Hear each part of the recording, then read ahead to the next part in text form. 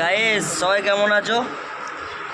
আজকে আমার গাঁর ফাটা শরীর খারাপ, ঠিক আছে, পেটে খুব ব্যথা করছে আর আমরা তিনজন খেতে এসেছি। আর একটা ভিখারি আছে যেটা আমি তোমাদের দেখাতে পারবো না।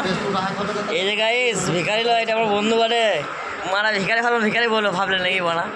তুই আমার একটা কথা তো বলতে পারবি, তোকে বলতে পারবি তো যে একটা ছেলে তো পছন্দ করে বলছিল।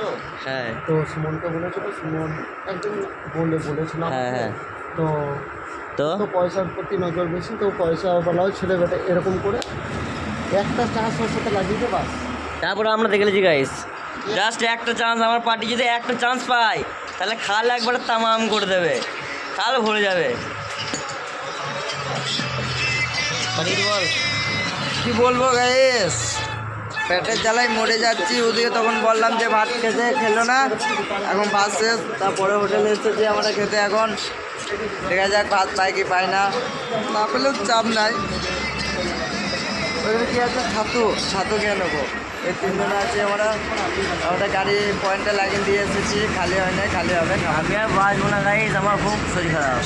এই পেটে ব্যথা করছিলো, ওকে ইনু এনে খোয়াইলাম, তাও এখনও কমে নাই বলছে।